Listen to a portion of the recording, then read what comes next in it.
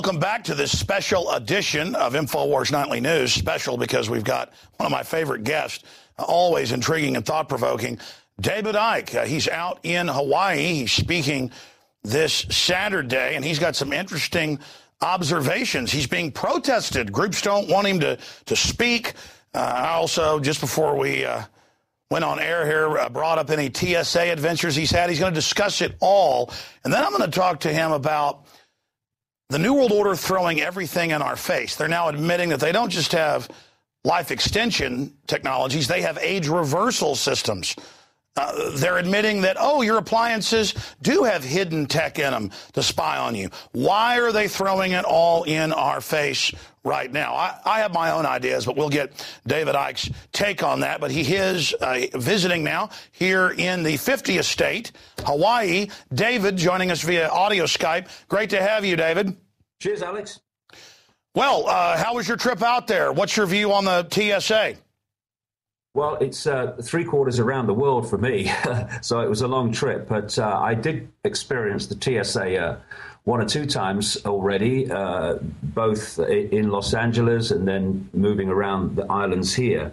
And it was fine. I had to pat down and got through and all the rest of it. But what shocked me, Alex, and what just shocks me every time I come to America, and indeed, some other countries that have these full body scanners, is to stand there in the line, shoes off, belt off, all this stuff. And while that's going on, you're watching parents take the children through these full body scanners.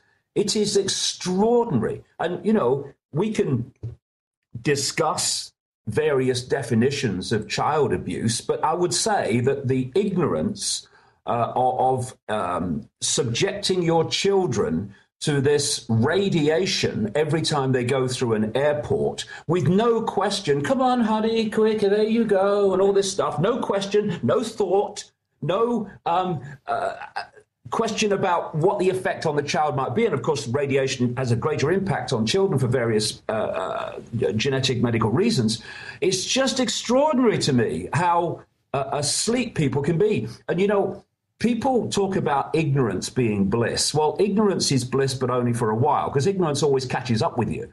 And ignorance of this the impact of these radiation scanners is going to catch up with enormous numbers of people. The frequent flyers, which of course you have so many in America, they are picking this stuff up all the time, day after day after day. And the cumulative effect is going to be devastating. But how parents can just allow that to happen to their children is just absolutely extraordinary to me, beyond words.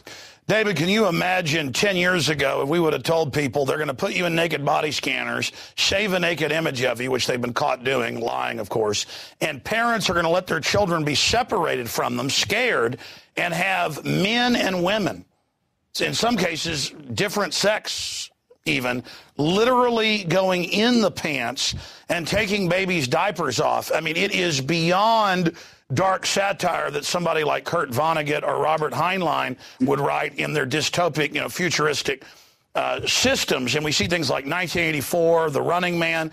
All of this is really being used as a template. And they've had top psychologists point out, as you know, that this groping universally, not just in the U.S., but in England and other areas now, is training children to have people touch them in a way that previously, you say, stranger danger, bad man, bad woman, don't touch me.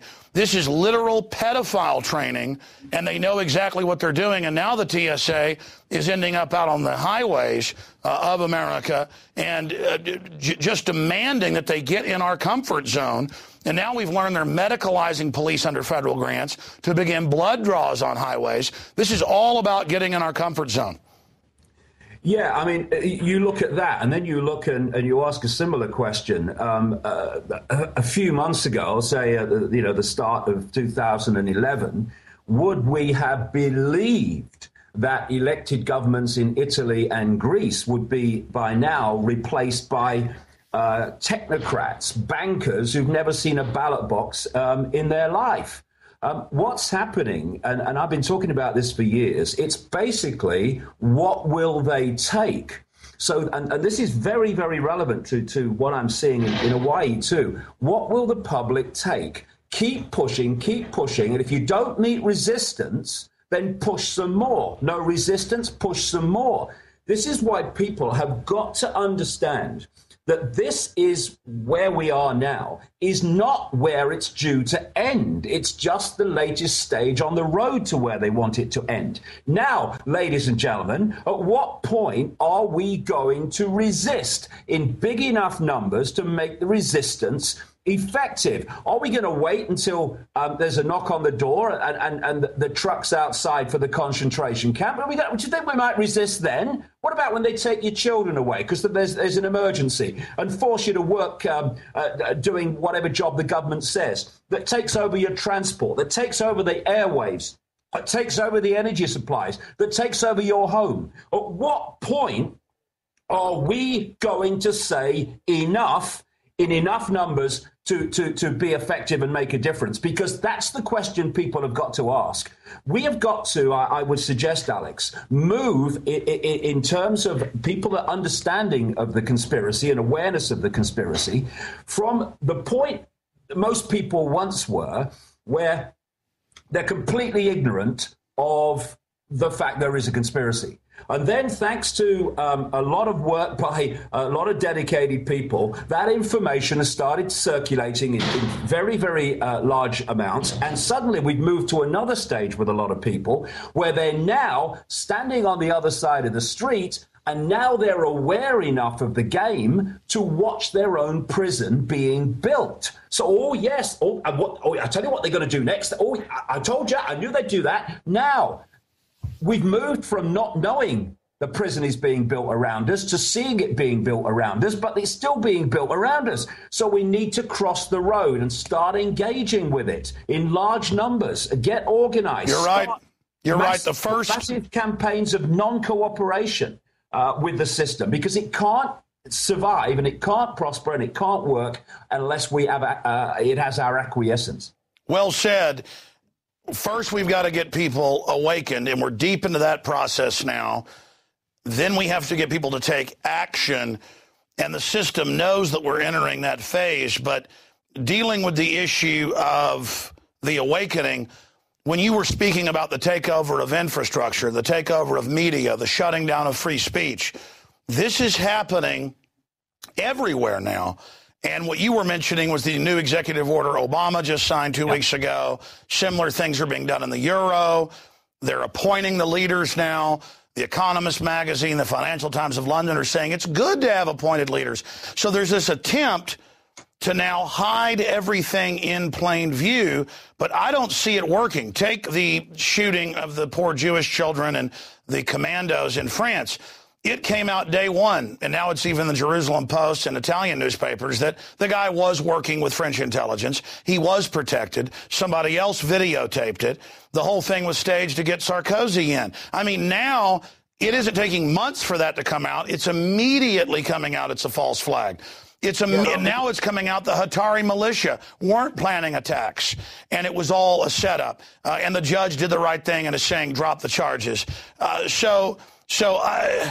A crisis point is being reached, and I see the system trying now to kind of hide things in plain view. They've gone from denying it to hiding it in plain view, and I see some people out there that say, oh, there's no hope, oh, the elite are invincible. I'm finding the opposite. I'm finding that when we do get off our knees, as your last book was called, that all we have is power. All we do is win if we don't care about the ridicule. It's almost like a spiritual thing, that if you give into the ridicule when you're called a conspiracy theorist for questioning known liars, then somehow, that gives power to the other side. But when you know you're telling the truth and speak out against it and take action, it's having incredible things. I want to get into your experience in Hawaii, because you said before we went on air, you want to talk about this, point of nowhere to run. But before we do that, why do you think Petraeus has come out and admitted what we've known for a decade, that all new appliances have tech, data over power line, listening, watching, Google watching, beyond 1984, cell phones, toasters, clock radios. They're now admitting life extension and life reversal that the elite have, that cloning for decades. Speak on those issues as we get into more. Why are they suddenly trying to hide it in plain view? Well, I think a number of reasons, and in a way they're almost always psychological, because this is a mind game. The few cannot control the many physically. They can do it. You can do it in small areas with tanks in the streets and soldiers at the door, but you can't do it to 7 billion people. There's not enough of you, even when you recruit your law enforcement from the target population, which there's so few of them. That's what they have to do. So it's a mind game. It's a psychological game. I think there's two things going on here. On one level, the more that they're telling us it's happening, the more people are getting used to it that aren't aware of the implications. And also, the more they're saying, see, we have all the power. We can do what we like. And on that level of psychology. But on another side to it, and I agree with what you've just said in relation to this, I've been saying for years that there's a race going on. There's no question that the world is waking up. No question. I mean, last year I did 45,000 miles in the air, 1.5 times around the world, country, continents, of many different and various kinds. This wake up is universal. It's planet-wide. And they are now desperate to get the control structure in place before enough people wake up, see it, and then cross that road I've just been talking about, cross the street, and bring the house of cards down. Because it is a house of cards, because we, humanity, asleep humanity, are holding the house of cards together. That's why it's standing up there. And so there's a race going on to get as much control, surveillance, external manipulation of our minds, which is what these smart meters and smart grids and all this other stuff is about, before the wake up is fatal to the control system. And so they're racing and racing and racing on. And what they're doing, because they're racing on so fast, is they can't hide it anymore.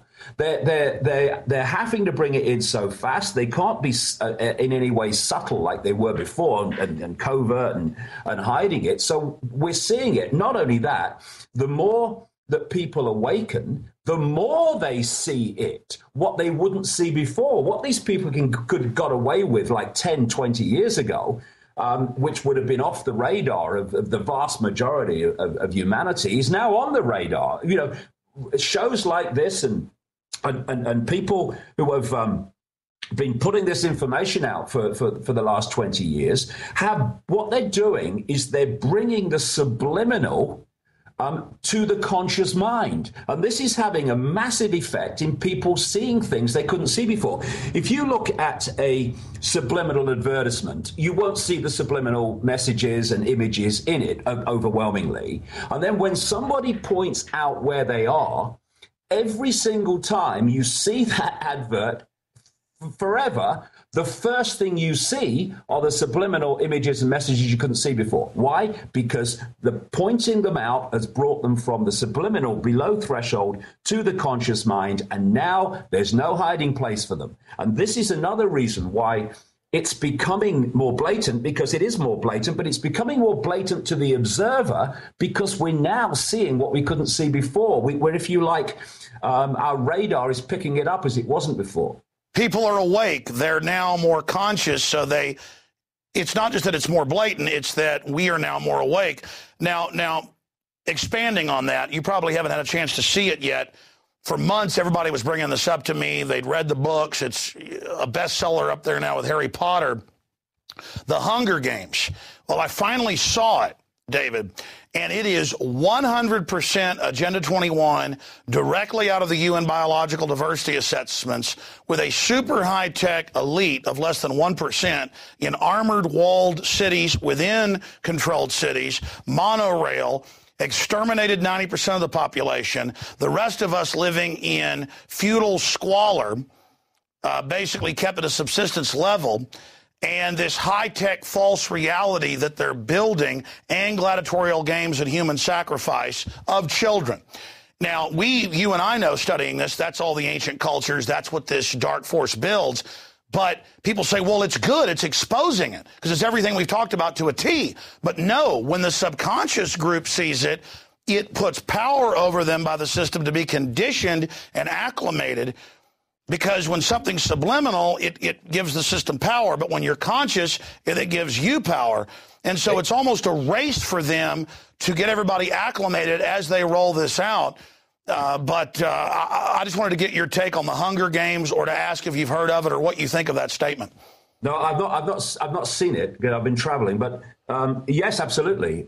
See, once you start to realize what this reality is, a lot of things start to make sense, because these people in the shadows, deeply in the shadows, they know what reality is, and therefore they know how to manipulate it because they know how we're interacting with it. And if you look at the so-called solid physical world, it's not. I mean, quantum physics can point this out very simply. It's an illusory physical reality, which is actually holographic. And the base foundation of this reality is waveform information fields, which are decoded through what I call the biological computer, because that's how they see it. To these people, you talk about the mice and stuff, Alex, earlier. To these people, the body is a piece of biological technology, and they can manipulate it to decode a certain amount of reality, but not a greater amount of reality. Sure. Just as in China, they firewall off the computer system so Chinese people can't see a vast amount of the internet that the rest of us can see, well, up to now anyway. So you can do it with the biological computer, because the DNA, for instance, is now becoming established, is a receiver transmitter of information. And if you can squeeze the frequency on which it receives and transmits, you squeeze the reality that we are experiencing. And where I'm going with this is, so everything is an information field, a waveform information field, including the body. And there's a wonderful story that really encapsulates just how illusory this reality is and what I'm saying here, that's told in a book by a guy called Michael Tolbert many years ago now, called The Holographic Universe. And he told the story of how his father had a party and had a stage hypnotist come along to do party tricks. And he had this guy sitting down called Tom.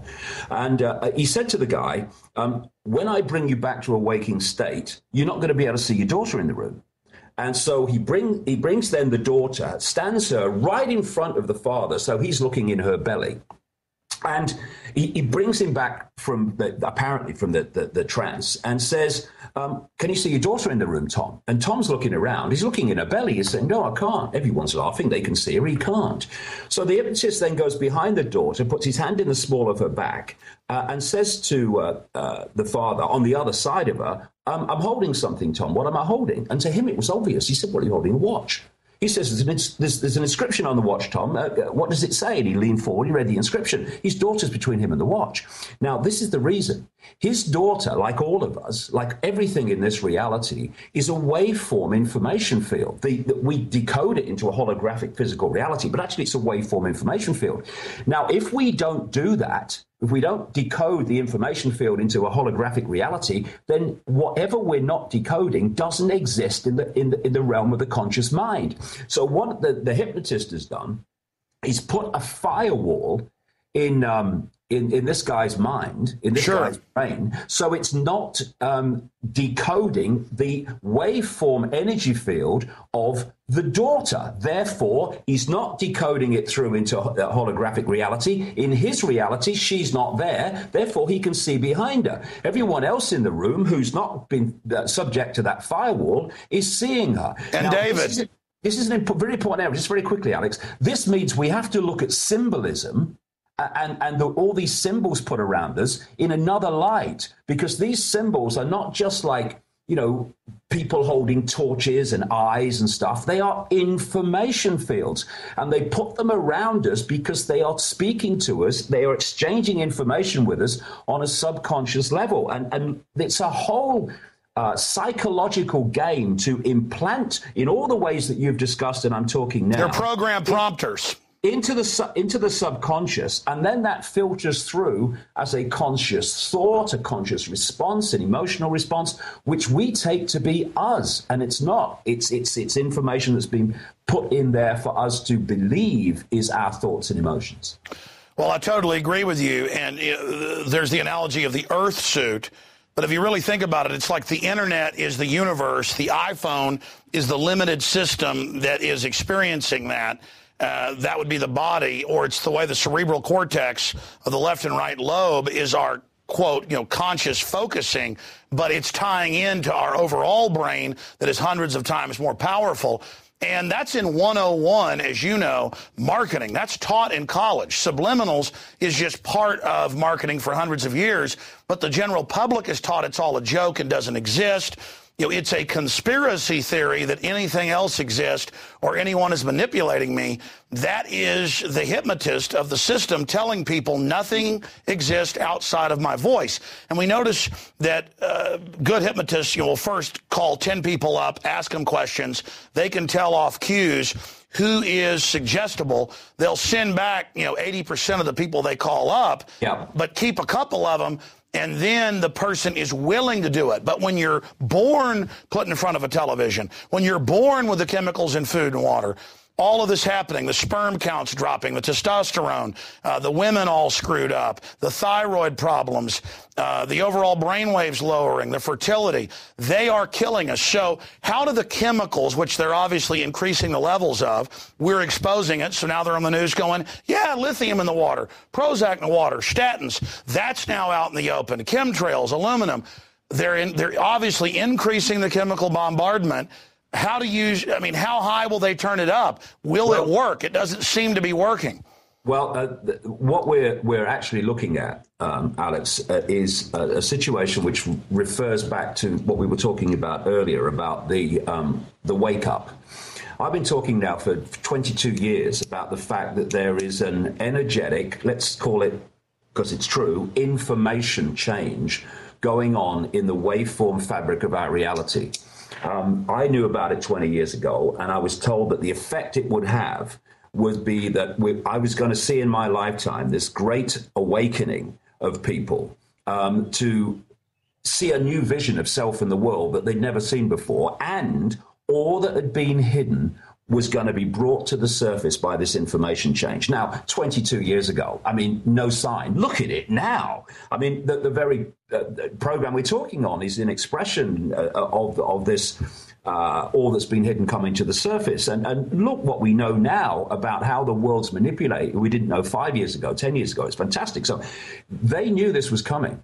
And what they're doing is they're trying to mitigate the effect on people by destabilizing. If you take the human biological computer and you relate it to a desktop computer, if you put viruses in a desktop computer, it is not going to decode the internet or anything like that in an accurate, powerful, effective way. It's going to cause mayhem.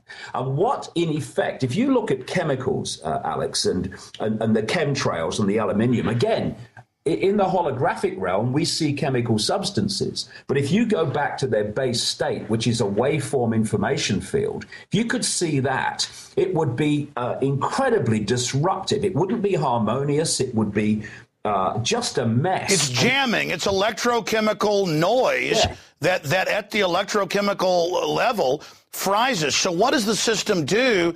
As in a way, they're poisoning of everybody and cancer rates off the chart and all this. That's one of the biggest things waking people up, is that enough folks are seeing their loved ones dead and dying to actually realize it's a soft kill operation. So this is what I was talking about years ago. The time would come, and my goodness me, are we there, when what had been covertly manipulated would have to break the surface. If they want to bring in this society that you've been talking about, earlier in this chat, then we're going to have to see it at some point. And this is obviously where we are. It's a point of danger because they're confident enough to break the surface, or desperate enough because they're trying to do it before the wake up brings it down. But it's also a wonderful opportunity, because one of the greatest forms of human control is actually denial. And you look at any area of society, from New Age to the military, and you'll see lots and lots of people in complete denial of the obvious. Why? Because they don't want to face the fact that the world is as they'd rather it not be. So instead of facing that, let's kid ourselves that it's not like that, really. Denial. Now, what is happening now, absolutely right, is that as this stuff comes into our face more and more blatantly, it's getting more and more difficult to deny it's happening. And therefore, more and more people are having to face the fact that actually it is happening. And it's no good hiding from the fact. We've got to face it. And so it's a time of great opportunity as well as a time of great challenge. And I would speak at whole life expos and stuff like that when I first came to America. The only people interested in me talking, what would be called the New Age arena. And they'd put me on right at the end of the day in the smallest room when everyone had gone home and there was no one there, because I was the strange man talking about conspiracy. Basically, it was love and light and don't talk negative. Oh, no, bad vibes. Well, what I've seen is a massive transformation in so many of those people and that mentality by the sheer power of, look at it, it's happening and it's impacting on your life, that those people are now, in large numbers, not all of them, are starting to encompass the fact that, hey, we can't just deny and sit in a lotus position any longer and think that's enough. We've got to engage with the system, and more people are. And it's those people. I mean, Christians would have nothing in common with New Agers, overwhelmingly. Christians wouldn't have anything in common with Muslims and stuff like that. But this is what we need to do, surely. We put aside the belief systems, and good luck to everybody. You should have the freedom to believe what you like and whatever. But let's put that aside and let's come together and let the fault lines of division fall away, because we're in this together, and unless we meet it together, then we'll be divided and ruled. Well, that was my next point that I wanted to bring up to you, is that we see presidents, high-level execs in major corporations like Goldman Sachs saying, I can't do this anymore. It's totally criminal. We're here to hurt people, rip off our clients. We call them scum. We call them Muppets, puppets that they manipulate. You see all these people coming out. I mean, there are so many prominent people in the system, genetic engineers making $3 million a year. They quit and say, we're sterilizing people. It's a chemical weapon, a bioweapon. Don't eat it. As people at the upper echelons, not the very top of the pyramid, but very close, realize that this system means death and destruction, their basic human instinct for survival and decency kicks in. And I'm just seeing an explosive awakening within the elite itself, or the highest levels that serve the system. Are you beginning to see that as well?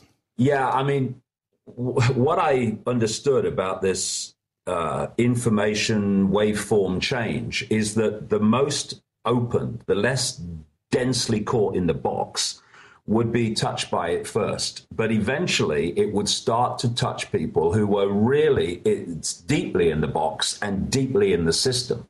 And I'm seeing people now, Alex, who I would have said a very short time ago, never him, never her, not in this lifetime. They'll never look at this in anything but disdain and dismissal. And I'm seeing them now looking at it seriously. So there is something big time going on. And another great thing about the conspiracy researchers and the conspiracy communicators of information is we are actually decompartmentalizing the blooming system, because of course the system's compartmentalized, so you're only given as much information about what you're doing to do what you're doing and no more, so you don't see how it fits to everything else, and they've gone along in ignorance and all that stuff. This is why so many top secret technologies are actually different parts are made by different people, and only the people that put it together at the end know what it is and what it's going to be used for.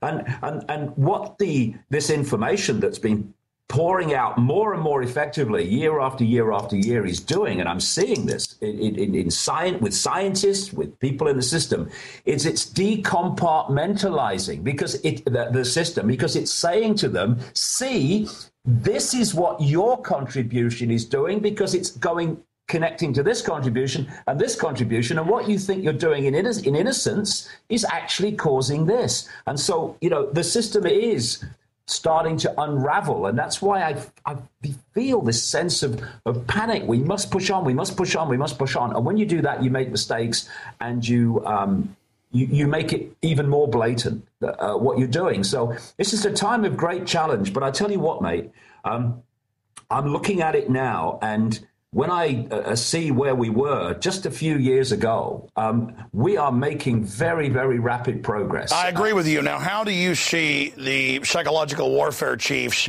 that are trying to create this total false reality, this artificial habitat for us, as those of us here in the global planetary spaceship zoo begin to notice that this is a Truman show? Yes, exactly. How is the system going to strike back? Because we've talked about our numbers going from maybe 1% 10 years ago, knowing the Federal Reserve is private, to over 90% in polls. So there's different degrees of awakening. Yeah. But sure, there's 30, 40% that are really starting to be awake. But there's 30% or so that never will wake up, because they'll just decide out of cowardice to join with the system because they think it's going to win.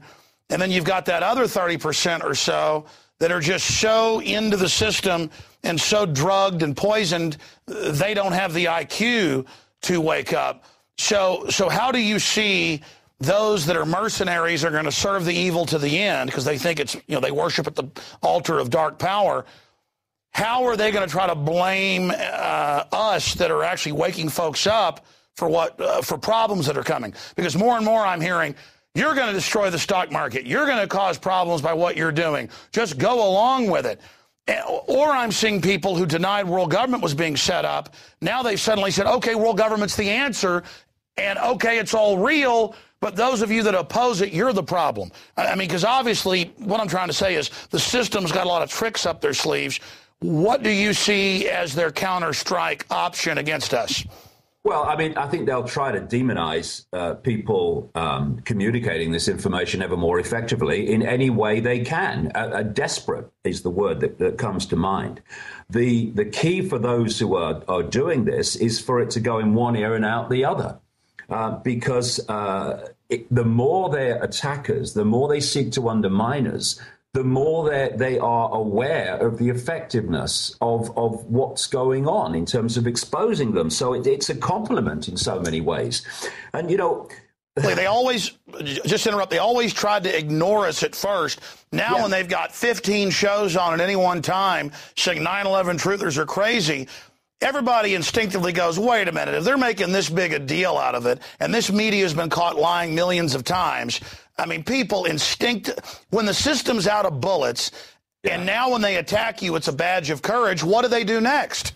Exactly. Well, the thing is that I've had so many people come to my information in recent years because of all the attacks on me and things like the British media. They're thinking, well, what's this guy saying that's causing this? And so it's actually counterproductive in the end. Because the more they attack you, the more people say, well, he must be saying something right. I'm hearing that again and again. It's gone from years and years ago, yeah, he's a nutter, to, well, he must be saying something right to get all this abuse. And in a way, they are running out of bullets. And as long as we keep moving forward and refuse to bow to this nonsense that's thrown in our direction, then the more they'll run out of bullets. Because this is the point I want to make. We are consciousness having an experience through a biological computer called the body mind, which allows us to experience a certain range of frequencies that we call the physical world. Now, the stadium in which these people are running their control system is body mind, and it has a frequency range.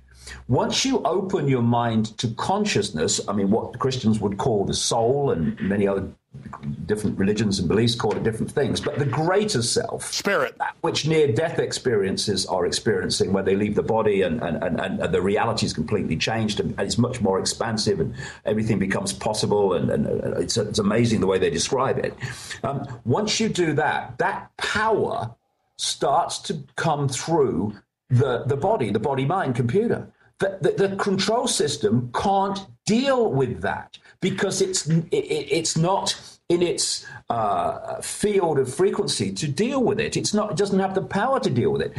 When you look at the system, Alex, you look at the society and the way it's structured. It's systematically structured to do this, to pull our point of attention, i.e. our sense of perspective, who we are and what's happening in the world, into the five senses, into their stadium. This is what they're manipulating. And when we're in five sense reality alone, then we are playing away from home.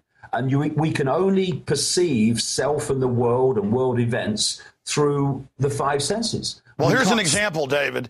They, as you know, for over 100 years, they've done scientific studies the world over that there is a sixth sense, stronger in some people than others, that you're walking through your family ranch, you feel someone looking at you, you turn, you walk 200 yards, somebody's in a deer stand on a hill looking at you, you sense them. You're in a restaurant, you feel someone looking at you, you turn around, there they are. It's real, and in my life, whenever I've gone with my instinct, my gut, it's always right. When I try to go with the intellectual or whatever, that's hit or miss. And bringing up the Hunger Games, you talk about the stadium. They have false stadiums that are so big, it's an artificial sun rising and setting. They've got floating UN craft with peacekeepers from the technological central government that plays the 12 zones off against each other. And it's all about how they're creating this false reality for people. And there they are throwing it in everyone's face. Tell folks what's happening, because before we went on air here, you said, be sure, Alex, and bring up what's happening in Hawaii, because you were using it as an example of nowhere to run. People tried to keep you from speaking. Tell us what's happened there. Yeah, well, just very quickly, what you just said there about the intellect and intuition, that's absolutely key to what I've been saying here, because the intellect operates within the body-mind biological computer. And therefore, because it's such a low level of awareness compared with consciousness, soul, whatever you want to call it, it has to work things out. Whereas, you've just talked about it. When we have an intuitive feeling, it's a knowing. It's a knowing. You don't have to work it out or explain it. You just know. Why? Because that's coming from that which is beyond this manipulated reality, and that can take you through the maze in the world that's been created for us that the intellect has got no chance of doing. And that's the way home, that for me. All I've done in the last 22 years is when I made a decision 22 years ago that if my head and my intuitive knowing were at war with each other, I was going with my intuition. And that's all I've done ever since. And eventually the head and the intuition, the intellect and the heart come together. So the head starts to serve consciousness rather than be the governor of it. In terms of this intuitive knowing, by the way, this is what the system's terrified of. In their own writings, they say the only thing that could disrupt our plans is maverick people. And maverick people are those that come from intuitive knowing rather than programmed mind. But in terms of Hawaii, yes, Hawaii is such a stunningly beautiful place. And so many people who aren't born here have come to live to escape the rat race, to escape the system, and to live an alternative lifestyle with organic food and healthy lifestyles and all the yoga and all that stuff. But because this conspiracy does not have a location that it operates in. It wants to take the world over. There comes a point where you have to start to realize there is nowhere to escape to, because if we don't turn round and face this and deal with it together, then we can escape for a while to some idyllic place or some archipelago or whatever. But eventually, there'll be a knock on the door. And what we're seeing here now is, first of all, there's so many people. Great. I love it. I have the organic food and the healthy lifestyle. But while they're doing that, they're washing the organic food often with the water supply that's impregnated with chemicals from Monsanto and others coming from the put on the crops going into the water table. Goodness knows what's dropping on the food and what's being breathed in and what's in the water and the sea from Fukushima. We don't know the scale of that yet. And then there's the chemtrails you see over Hawaii, which is dropping the aluminium and the barium on the organic food and all this stuff. Then you've got Pearl Harbor over at Honolulu, the major naval and air force base, which means that any conflict with China pulls Hawaii into the front line of that in terms of location and also the military operation here. And where I'm going with this is, you can only run for a while. And then you realize, actually, you're at the edge of the cliff and there's nowhere to run. And we need to start to have the courage and have the foresight to see that we're not going to run away from this, because it will catch up with us. We need to all turn around. And if we're going to run at all, run straight at it, because when we do, it will start running. I used to be a soccer player years ago, and what you see sometimes, you see a little guy, midfield player with a ball, not very big, very, very, very slight of body, and in front of him are big, hairy defenders, all big, strong, impregnable. And most people, they'd say, "Oh, we're not getting through there," so they'd pass the ball square or pass it here, get it back, and go nowhere. What some of these little confident little midfield players do is they get the ball and they run straight at them. Now, these big hairy defenders that looked impregnable have got to deal with them. And they drop their shoulder right, drop their shoulder left. Now, the big hairy defenders are now having to react to them. And what do we do now? Suddenly, this impregnable wall of people is in disarray. Exactly. You've got to stop running. Run at it. You've got to stop running and start engaging them, and then you take the momentum, and now they're on the defense because they're attacking us, and so it's defensive to go on the offense, and the universe respects that as well, and that's how you gain converts to liberty and the awakening, is not being pensive and afraid and apologizing, but by being bold, because these are bold times. And David, I totally agree with what you're saying. So many people call me and they go, "Oh, this is real. I checked it out. It's true. How do I hide and protect myself? Or how do I get a bunch of guns and food and just wait for the end?" And it's not bad to have guns and food to protect yourself, but that's a small insurance backup. The real insurance is engaging aggressively and not acting scared, because you're the good guy. You're the good lady. You're the people out there warning people. You've got an incredibly important mission. And when you do go at it from that perspective, because that's what I've always done, that's when you have the real success. People call me and say, "Well, how do I get out of the system and not have them track me?" The point is, you say, "Hey, criminals, I know you're tracking me because you're crooks and you are afraid of what we know about you. It's not that I'm scared you're tracking me. It proves that you are criminal scum." People say, "Man, you must be paranoid." No, I'm not paranoid. I'm aware. People say, "Well, don't be negative." No, I'm incredibly positive by facing the facts, so we have a real chance of addressing this and dealing with it. And this is such an important point. This is such an important point. I'm sick of hearing people say, "Oh, you're frightening people. Oh, no, it's negative." knowledge is never negative. Knowledge always empowers, no matter what knowledge it is, because it's giving you a greater fix on the situation we're facing. I tell you what's negative: ignorance. Ignorance is negative. That's how we got into this situation. And people who say, "Oh, it's negative," or get a grip of yourself, because if we are going to be frightened even of the information circulating, then we've got no chance at all. And the point you were making earlier, Alex, a few minutes ago about waiting for the end. Now, this is a point. Now, we can stockpile food and sit there waiting for the knock on the door, or we can start going at the system, and the knock on the door will never come, because the system won't be there to do it. This is what we need to do. We've got to start running at them, running at the system, ceasing to cooperate with it, ceasing to be intimidated by it, and we'll be amazed. The power that this system has over humanity. It's persuading humanity. He has power over them. It's a mind trick, a mind game. And when you run at these people, you realize actually it is just a figment of people's imagination. The power is not there. They just want us to believe it, because then we'll acquiesce to them.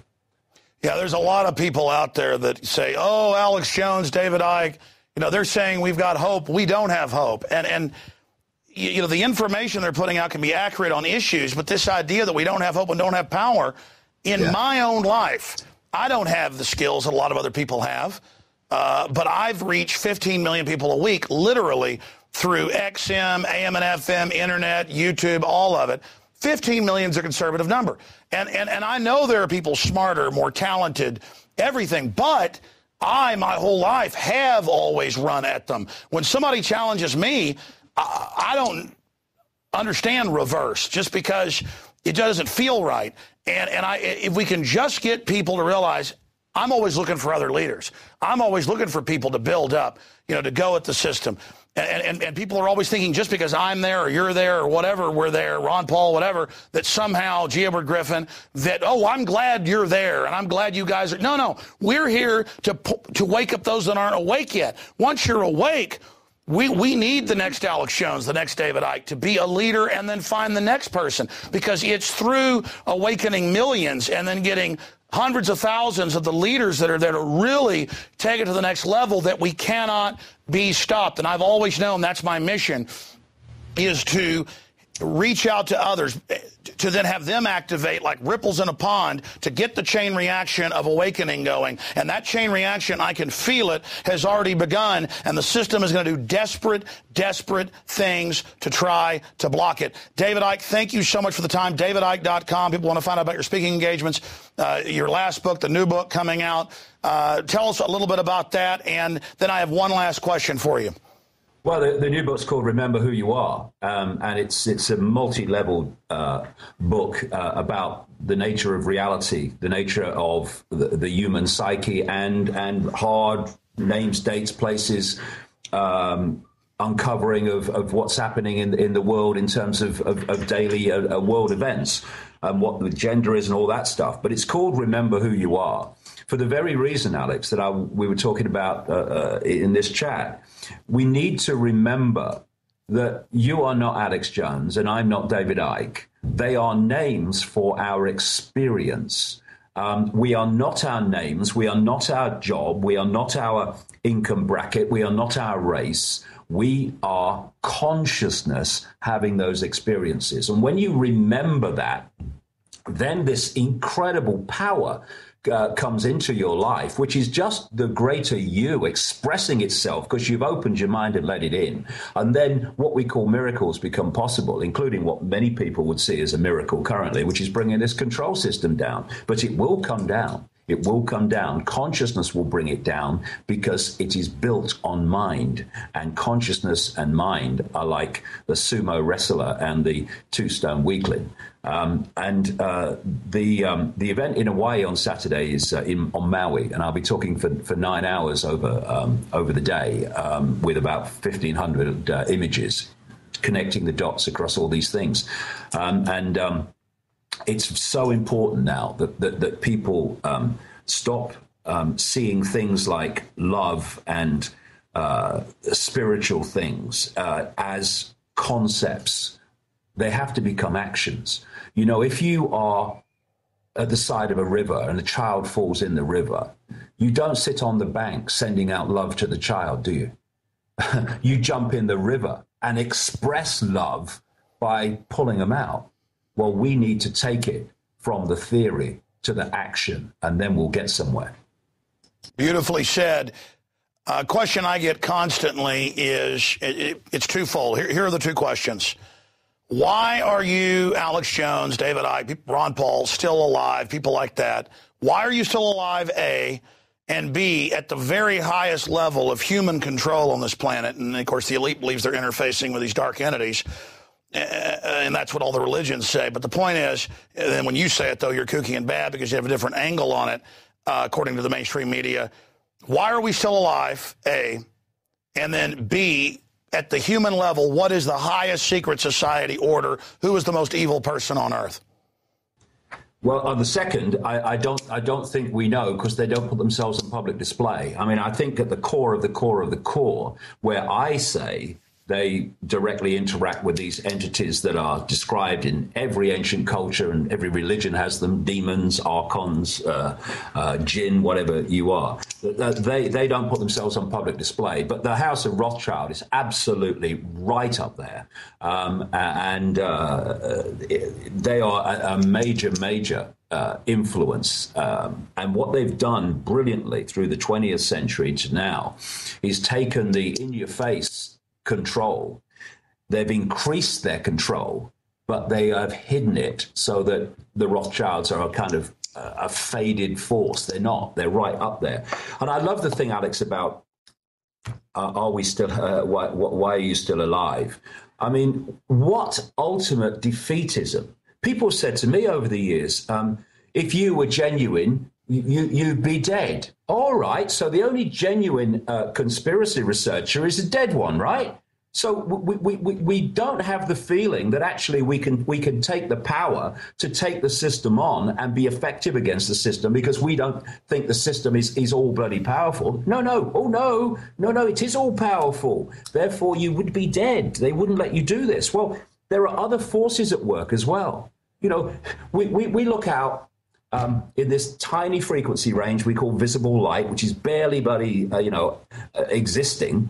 And we think that everything we see and the human form on Earth is the only one that exists, and it's the only reality. There are multiple infinite realities. Religions talk about them in their own way. And there are many levels of reality that are working to bring an end to what's happening in our reality, in our world, and they are protecting people who are willing to do what is necessary to expose all this and make a difference. They are protecting them, and therefore it is not as easy as always saying something we don't like, bang bang. It's not, and we got to get over this defeatism that only a dead researcher is a genuine researcher. See, he was telling you the truth. They've killed him now. I mean, where are we going with this? If that's what we believe and that's what we feel, well, put your hands out and let's get the chains on now, because it's over. Well, I was about to say, this is a cognitive dissonance, Cass Sunstein type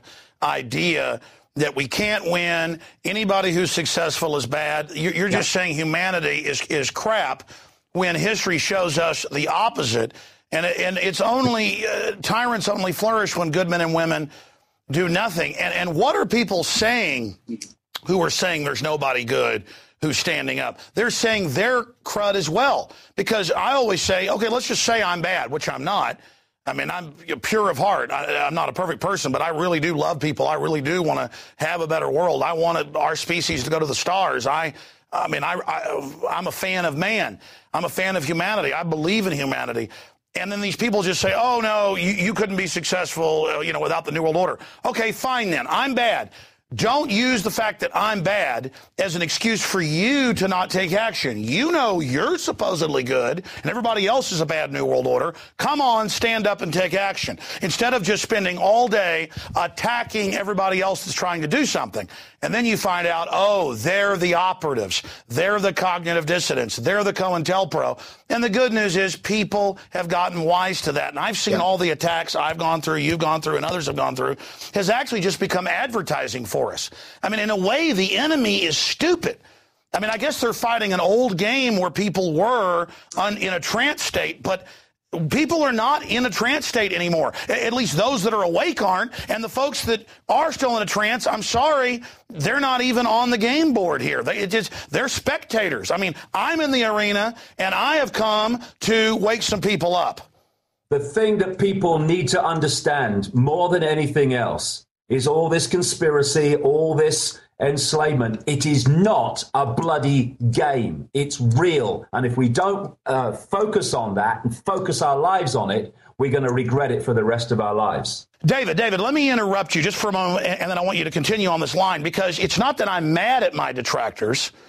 Again, they actually help us get the word out in a weird way. That's how the universe works. No weapon formed against us shall prosper.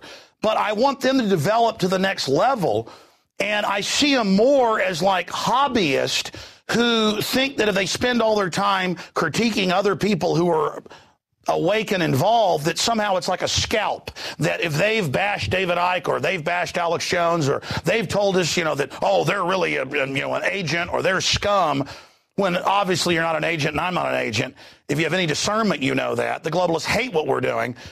That somehow it makes them big men and women. And it just makes me so sad for them. So it hurts me, but not in a way that they think it's hurting me. It's so pathetic. Briefly, your comment on that. Well, yes. I mean, there's some great information gets circulated on various forums, but so often they just become a vehicle for many people of hurling abuse in all directions. And, the word hobby, I think, is very significant because it is like a hobby. It is like an add-on to people's lives. And we're dealing with a situation where it has to become the focus of people's lives. If anyone's got children and grandchildren, and you say, oh, I just want to do the best for my children, well, this has got to be the focus of your life then, if that's your motivation. Not an add-on, it is slightly interesting, and certainly not just winning points over. I see it all the time. See, I know more about this conspiracy than you do. It says bong bong postings, or whatever on a forum, and they're just playing at it. It's a playground at that level, and we need adults, not children, involved. And I just ask them, please look around you, look at what's happening, stop being a juvenile and start being an adult so you can actually make a difference instead of it being just an add-on to your life and a bit of fun and a bit of a hobby. This is not a game. This is real. And if we don't treat it as such and focus on it as such and support each other as such, then we're going to regret it for a very long time. Exactly. I mean, pediatric cancer, some of them are up 10,000 percentage points. I go out in public, and there's kids with shaved heads with chemo injectors on their arms everywhere. I mean, they're murdering us. Yeah. And you know what? I'm here trying to wake people up, and I know a lot of them are operatives, but others are just screwed up people, and it's like sick. It's like, wow. Yeah. We've got, this is real. I'm putting my life on the line. You are. We know how, this is not a game. I got chills when you said that. Truer words have never been said. Yeah, I mean, and, all you can do is try to get these people to see what they're doing. They think they're so informed, a lot of them. See, I know more than you do. Well, how informed are you? Let me ask a question. Apart from making attacks on people on forums and stuff like that, what do you actually do to make a difference? Because if you really knew what was happening and what is planned, then your focus would be on making a difference, not lambasting someone and winning brownie points in some intellectual bloody nonsensical game that they play. You would see that we have to focus on this and make it the focus of our lives. David, so if you're not doing that, don't tell me you understand the conspiracy, because you clearly don't. Exactly. I mean, I'm throwing everything I got against him, and I feel like dirty rags that I'm not doing more. And then when I see him in the infighting and all of it, makes me so sad, because we need their energy to fight the darkness. That's what we're going to call this piece tonight. David Icke, this is not a game. Very powerful. The thing is that when people are in ignorance of what's happening in the world and what the agenda is and where they want it to go, I have some sympathy when they do nothing, because they do not believe there's anything to be done. When I see people who, often for not their own efforts, but the efforts of others, have seen what the agenda is, seen what they want to impose upon the world, see what they're imposing now, and their only response is to attack and undermine those that are putting their head above the trench and making a difference. Well, I say to those people, go and find your children and grandchildren, look them in the eye, and justify, given what world they're going to live in if it reaches the end that they want, far beyond what we've got now, even far beyond. And you justify to them attacking and trying to undermine, often exploit those who are trying to make a difference. That ignorance, therefore no action, I can understand. Knowing what's at least a good part of what's happening and then seeking to undermine those who are trying to expose it, that turns my stomach. And one day when they wake up, it will turn their own. Yeah, it's bad luck. My gut just tells me those people have no idea what they're buying into. Because when you know the truth and decide to join evil, that is the ultimate sin. David Icke, our interviews just get better and better over the years. And I know you're a busy man. I appreciate you joining us every few months. And I look forward to having you back on soon, davidicke.com. I have to say, I've been saying this every interview in the last few years, but this is our best interview so far. I mean, be honest, in your gut, don't you feel like this is the best interview so far? Well, I think, Alex, that what's happening is we're all learning more, we're all becoming more aware, and therefore, you become closer and closer to understanding what needs to be said and what needs to be done. And, we must go on doing that.